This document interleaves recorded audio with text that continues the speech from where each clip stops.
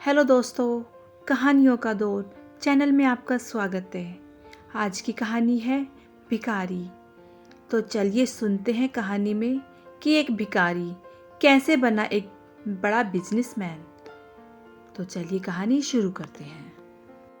Rail सफ़र में भीख मांगने के दौरान एक भिखारी को एक सूट बूट पहने सेठ जी दिखे।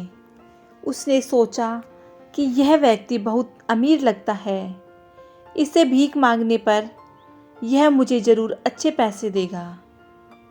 वह भिखारी उस सेठ से भीख मांगने लगा। भिखारी को देखकर उस सेठ ने कहा, तुम हमेशा भीख मांगते ही हो, क्या कभी किसी को कुछ देते भी हो?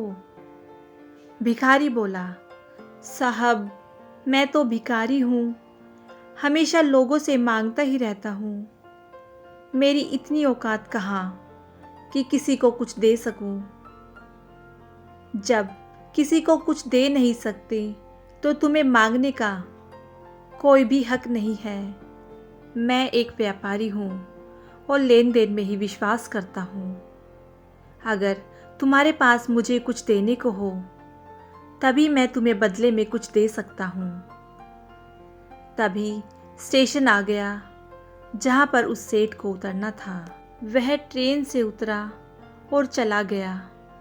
इधर भिखारी सेठ की कही गई बात के बारे में सोचने लगा। सेठ के द्वारा कही गई बात उस भिखारी के दिल में उतर गई। वह सोचने लगा कि शायद मुझे भीख में अधिक पैसा इसलिए नहीं मिलता क्योंकि मैं उसके बदले में किसी को कुछ दे नहीं पाता हूँ। लेकिन मैं तो भिखारी हूँ, किसी को कुछ देने लायक भी नहीं हूँ। लेकिन कब तक मैं लोगों को बिना कुछ दिए केवल मांगता ही रहूँगा। बहुत सोचने के बाद भिखारी ने निर्णय किया कि जो भी व्यक्ति उसे भीख देगा तो उसके बदले में वह भी उस व्यक्ति को कुछ ज़रूर देगा।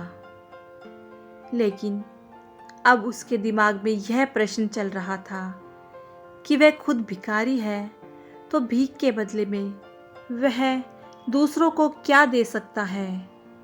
इस बात को सोचते हुए दिन गुजरा, लेकिन उसे प्रश्न का कोई उत्तर नहीं मिला। दूसरे दिन जब वह भिखारी स्टेशन के पास बैठा हुआ था तभी उसकी नज़र कुछ फूलों पर पड़ी जो स्टेशन के आसपास के पौधों पर खिल रहे थे। उसने सोचा, क्यों न मैं लोगों को भीख के बदले कुछ फूल दे दिया करूं। उसको अपना यह विचार अच्छा लगा और उसने वहां से कुछ फूल तोड़ लिए। वह ट्रेन में भीख मांगने पहुंचा। जब भी कोई उसे भीख देता तो उसके बदले में वह भीख देने वाले को कुछ फूल दे देता। उन फूलों को लोग खुश होकर अपने पास रख लेते। अब भिखारी रोज़ फूल तोड़ता और भीख के बदले में उन फूलों को लोगों में बांट देता। कुछ ही दिनों में उसने महसूस किया कि अब उसे बहुत लोग भीख देने लगे हैं। वह स्टेशन के पास के सभी फूलों को तोड़ लाता। जब तक उसके पास फूल रहते थे तब तक उसे बहुत से लोग भीख देते थे। लेकिन जब फूल बांटते बांटते ख़त्म हो जाते तो उसे भीख भी नहीं मिलती थी। अब रोज़ ऐसा ही चलता रहा। एक दिन जब वह भीख मांग रहा था तो उसने देखा कि वही सेठ ट्रेन में बैठे हैं जिसकी वजह से उसे भीख के बदले फूल देने की प्रेरणा मिली थी। वह तुरंत उस व्यक्ति के पास पहुंच गया और भीख मांगते हुए बोला, आज मेरे पास आपको देने के लिए कुछ फूल हैं, आप मुझे भीख दीजिए, बदले में मैं आपको कुछ फूल दूंगा। सेठ ने उसे भीख के रूप में कुछ पैसे दे दिए और भिखारी ने कुछ फूल उसे दे दिए। उस सेठ को यह बात बहुत पसंद आई। सेठ, वाह क्या बात है, आज तुम भी मेरी तरह एक व्यापारी बन गए हो। इतना कहकर फूल लेकर वह सेठ स्टेशन पर से उतर गया। लेकिन उस सेठ द्वारा कही गई बात एक बार फिर से उस भिखारी के दिल में उतर गई। वह बार बार उस सेठ के द्वारा कही गई बात के बारे में सोचने लगा और वह बहुत खुश होने लगा। उसकी आंखें अब चमकने लगी। उसे लगने लगा कि अब उसके हाथ सफलता की वह चाबी लग गई है जिसके द्वारा वह अपने जीवन को बदल सकता है। भिखारी तुरंत ट्रेन से उतरा और उत्साहित होकर बहुत तेज आवाज में ऊपर आसमान की ओर देखकर बोला, मैं भिखारी नहीं हूँ, मैं तो एक व्यापारी हूँ। मैं भी उस सेठ जैसा बन सकता हूँ, मैं भी अमीर बन सकता हूँ। लोगों ने उसे देखा तो सोचा कि शायद यह भिखारी पागल हो गया है। अगले दिन वह भिखारी उस स्टेशन पर फिर कभी नहीं दिखा। 1 वर्ष बाद इसी स्टेशन पर 2 व्यक्ति सूट बूट पहने हुए यात्रा कर रहे थे। दोनों ने एक दूसरे को देखा तो उनमें से एक ने दूसरे से हाथ मिलाया और कहा, क्या आपने मुझे पहचाना? सेठ, नहीं तो शायद हम लोग पहली बार मिल रहे हैं। भिखारी, सेठ जी, आप याद कीजिए, हम पहली बार नहीं मिले बल्कि तीसरी बार मिल रहे हैं। सेठ, मुझे याद नहीं आ रहा।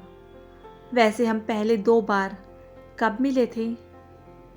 अब पहला व्यक्ति मुस्कुराया और बोला, हम पहले भी 2 बार इसी ट्रेन में मिले थे। मैं वही भिखारी हूँ जिसको आपने पहली मुलाकात में बताया कि मुझे जीवन में क्या करना चाहिए और दूसरी मुलाकात में बताया कि मैं वास्तव में कौन हूँ। सेठ, ओह, याद आया, तुम वही भिखारी हो जिसे मैंने एक बार भीख देने से मना कर दिया था और दूसरी बार मैंने तुमसे कुछ फूल खरीदे थे। लेकिन आज तुम सूट बूट पहने कहाँ जा रहे हो और आजकल क्या कर रहे हो? सेठ जी, मैं वही भिखारी हूँ, लेकिन आज मैं फूलों का एक बहुत बड़ा व्यापारी हूँ और इसी व्यापार के काम से दूसरे शहर जा रहा हूँ। आपने मुझे पहली मुलाकात में प्रकृति का नियम बताया था जिसके अनुसार हमें तभी कुछ मिल सकता है जब हम कुछ देते हैं। न देने का यह नियम वास्तव में काम करता है। मैंने यह बहुत अच्छी तरह महसूस किया है, लेकिन मैं खुद को हमेशा भिखारी ही समझता रहा। इससे ऊपर उठकर मैंने कभी सोचा ही नहीं था। और जब आपसे मेरी दूसरी मुलाकात हुई तब आपने मुझे बताया कि मैं एक व्यापारी बन सकता हूँ। अब मैं समझ चुका था कि मैं वास्तव में एक भिखारी नहीं बल्कि व्यापारी बन चुका हूँ। मैंने समझ लिया था कि लोग मुझे इतनी भीख क्यों दे रहे हैं, क्योंकि वह मुझे भीख नहीं दे रहे थे बल्कि उन फूलों का मूल्य चुका रहे थे। सभी लोग मेरे फूल खरीद रहे थे क्योंकि इससे सस्ते फूल उन्हें कहाँ मिलते। मैं लोगों की नज़रों में एक छोटा व्यापारी था, लेकिन मैं अपनी नज़रों में एक भिखारी ही था। आपके बताने पर मुझे समझ आ गया था कि मैं एक छोटा व्यापारी हूँ। मैंने ट्रेन में फूल बांटने से जो पैसे इकट्ठा किए थे उनसे बहुत से फूल खरीदे और फूलों का व्यापारी बन गया। यहाँ के लोगों को फूल बहुत पसंद हैं और उनकी इसी पसंद ने मुझे आज फूलों का एक बहुत बड़ा व्यापारी बना दिया। स्टेशन आने पर दोनों साथ उतरे और अपने अपने व्यापार की बात करते हुए आगे बढ़ गए। दोस्तों, इस कहानी से हमें बहुत कुछ सीखने को मिलता है। कहानी में सेठ जी लो और दो के नियम को बहुत अच्छी तरह जानता था। दुनिया के सभी बड़े व्यापारी, पूंजीपति इसी नियम का पालन करके ही बड़े व्यापारी बने हैं। दोस्तों, कैसी लगी आपको ये कहानी? मुझे कमेंट करके ज़रूर बताइएगा। यदि आपको ये कहानी अच्छी लगी हो तो इस कहानी को लाइक कीजिएगा, शेयर कीजिएगा और मेरे चैनल को सब्सक्राइब करना बिल्कुल ना भूलिएगा। कहानी सुनने के लिए बहुत बहुत धन्यवाद।